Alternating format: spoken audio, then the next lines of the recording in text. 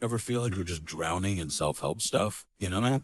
Like you're trying all these things, but not really getting anywhere. I've been there. It's like everyone's got a new life hack or a must-read book these days, and it's hard to know what's actually legit. Totally. So lately I've been hearing a lot about this high vibrational living thing. And honestly, it's got me intrigued, but also a little skeptical. I feel you. It sounds a little woo-woo at first, right? Oh, yeah. Like, am I supposed to be walking around humming a certain frequency or something? Right. So today we are diving into a video all about this. 10 habits of highly vibrational people. Okay, let's break it down. Because we're all about cutting through the noise and figuring out what actually works. Absolutely. So high vibration, it's not about like levitating or anything. Say, good to know. Yeah. It's more about being mindful of the energy we're putting out there through our thoughts, our actions, even just our surroundings. Okay, so it's less about like mystical powers and more about making conscious choices in our everyday lives. Exactly. It's about recognizing that everything is energy, in a way. Okay, I'm listening. So how does this video break it down? Well, they present these 10 habits, and it's not like a one-time thing, right? Right. It's about weaving these practices into your daily life. Like, building physical strength takes consistent effort, right? Same idea here. Consistency is key. I can get behind that. So what are some of these habits? Where do we even begin? Well, they break it down into mind, body, and soul, kind of a holistic approach. So for the mind category, they start with meditation. Okay, that's not super surprising. Right. But they make a good point that even in our crazy busy world, taking a few minutes for stillness can be so powerful. Yeah, finding stillness. That's something I struggle with. My mind is always going a million miles an hour. How do you even be mindful when you're meditating? Well, it's about observing those thoughts without judgment. Like imagine them as clouds passing by. You see them, you acknowledge them, but you don't let them take over. Okay, so it's not about stopping your thoughts altogether, but more about changing how you relate to them. Exactly. And there are actually techniques that can help with that, like focusing on your breath or using guided meditations. And, there's actual research showing that meditation can reduce stress and improve focus. So it's not just some esoteric practice. There's real science behind it. Totally. And that kind of practicality is what I appreciate about this whole approach. So meditation for the mind. What's next? Gratitude is a big one. Okay. I'm all for counting your blessings, but how does that tie into this whole energy thing? Well, it's about shifting your focus from what you lack to the abundance that's already present in your life. Okay, I get it. Like instead of dwelling on not having enough money, you might focus on the abundance of love in your life. Or the good health you have, or the amazing friends you have. Exactly. That shift in perspective can really impact your energy. It's like they say, where attention goes, energy flows. Right. There you go. Okay, so we've got meditation and gratitude. What's the third habit for the mind? This one's all about cultivating a growth mindset. Basically, it's about reframing challenges as opportunities for learning and growth. Oh, I like that. So instead of beating yourself up over a mistake, you look at it as a chance to learn and do better next time. Exactly. It's like that time I totally bombed that presentation at work. Ouch. Yeah, we've all been there. It's brutal. But instead of letting it crush my confidence, I tried to look at it as a learning experience. Like, what could I do differently next time? How can I improve my skills? And that's how you grow. Right. It's like turning those failures into fuel for growth. I love that. Okay, ready to move on to the body habits. Hit me with it. So the first one is conscious consumption. Okay, so like being mindful of what we're eating. That's part of it, for sure. Nourishing your body with good food, but it goes beyond that. Oh. It's also about being mindful of the information you're consuming. The news you watch, the stuff you scroll through online, even the conversations you have. Oh, wow. I haven't thought about it like that. But it makes sense. Right. Because all of that input affects our energy, too. It's so true. I could spend like 5 minutes on social media sometimes, and I feel my mood just plummets. It's like junk food for the brain. So instead, maybe seek out some inspiring content, have some uplifting conversations, and limit exposure to things that just leave you feeling drained. It's like we're talking about creating a healthy environment for our minds, just like we try to do for our bodies. Exactly. And speaking of things that nourish us, the next habit is connecting with nature. Oh, I'm here for this one. I feel like nature is like my reset button. Even just a walk in the park can make such a difference. Right. There's something so grounding about being in nature. Totally. It's like all the noise of everyday life just kind of fades away. All right, so we've covered mind and body. What about the soul habits? This is where I feel like things could get really interesting. Yeah, let's dive into it. So first up, forgiveness. Okay, now wait a minute. Before you go any further, I know.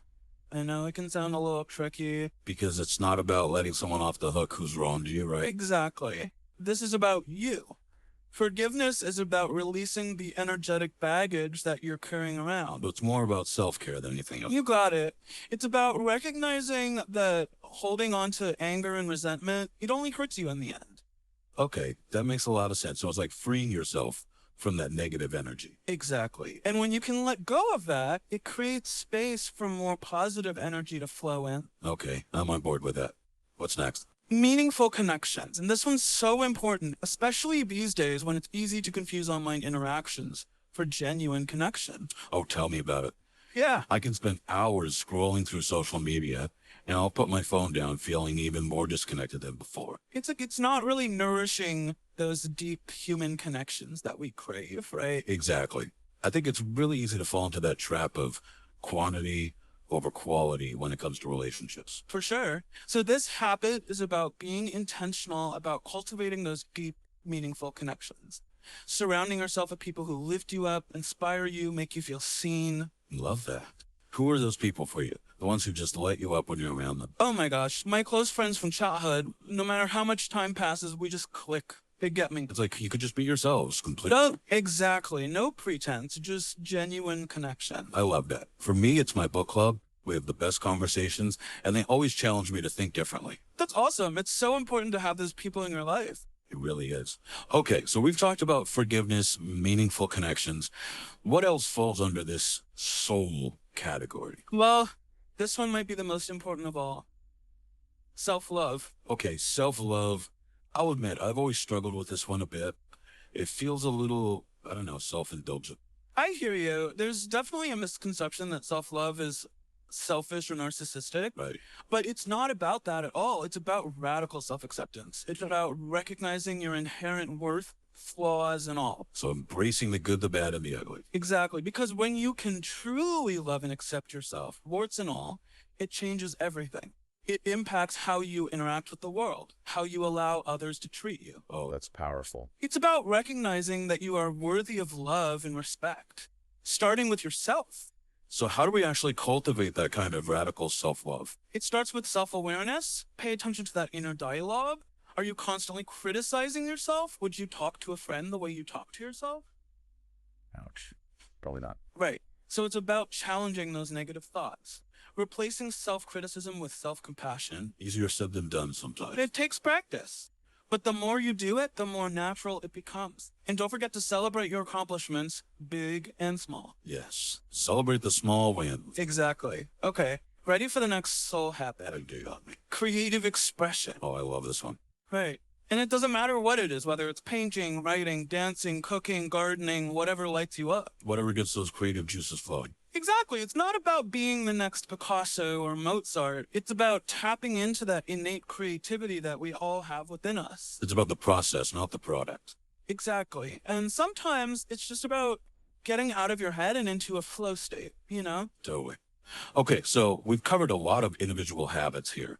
What else does this video talk about? So it goes beyond just the specific habits and talks about this idea of living with intention. Okay, I've heard that term a lot, but I'm not always sure what it actually means in practice. Yeah, it's a bit of a buzzword these days. Right, so what does it actually look like to live with intention? It's about being conscious of your choices and your actions. Like asking yourself, what kind of energy do I want to bring into this situation? Or does this decision align with my values? And so it's not just about thinking positive thoughts, it's about aligning your actions with those thoughts. Exactly. It's about walking the talk, you know. I do. Okay, now, this is where it gets really interesting for me, because the video also touches on this idea that our energy and our thoughts can actually influence our reality. Right, the whole manifestation thing. Yeah.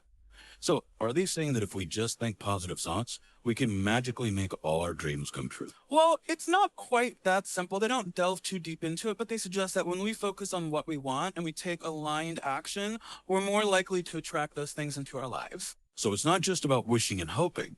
It's about putting in the work, but doing so from a place of positive expectation. Exactly. It's about having that trust that the universe, or whatever you want to call it, has your back. I like that.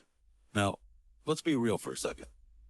The video doesn't just paint this rosy picture of constant positivity, does it? No, definitely not. They actually acknowledge that life is messy and we're going to experience negative emotions. It's inevitable. Because let's face it, pretending to be positive all the time is exhausting and honestly, kind of fake. Totally. It's not about denying those difficult emotions. It's about having healthy coping mechanisms for when those challenges inevitably come up. So it's more about learning to ride the waves, so to speak, rather than trying to control the ocean. Exactly. It's about resilience, and I think that ties into the video's emphasis on consistency. Okay, tell me more about that. Well, they make it clear that high vibrational living, it's not a quick fix. Right. It's a lifestyle. It's like anything else worth having. It takes effort, it takes commitment, and it takes showing up for yourself, even when it's hard. No magic pill, huh? Afraid not. But the good news is, small changes can make a big difference over time. That's encouraging. Right. You don't have to overhaul your entire life overnight. So where do we even begin? Because after this deep dive, I'm feeling inspired, but I also don't want to get overwhelmed and try to do everything at once. Right. I think that's a common trap. It can feel paralyzing. Totally. So my advice, start small. Pick one or two of these habits that really resonate with you and just focus on making them a consistent part of your routine. So, like, instead of trying to meditate for an hour every day, I got to start with just 5 minutes. Exactly. Or maybe you commit to cooking a healthy meal at home once a week, or spending 30 minutes outdoors each day. It's about those small, sustainable changes. Precisely. And remember, it's not about perfection, it's about progress. Be kind to yourself along the way. Because we're all human, we're all going to have those days where we fall off track. Exactly. Life happens, just pick yourself back up and keep going. So high vibrational living, it's not about being perfect, it's about being intentional. Exactly. It's about making choices from a place of self-awareness and creating a life that feels good on all levels, mind, body, and soul. I love that. Well, after this deep dive, I'm feeling inspired to bring a little more high vibe energy into my life. Me too. It's contagious, isn't it? Totally. So to everyone listening, we want to hear from you. What resonated with you most from today's deep dive? What small step will you take today to elevate your vibration? Let us know. And remember, even the smallest actions can create a ripple effect. So be kind to yourselves, embrace the journey, and keep those vibes high. Until next time.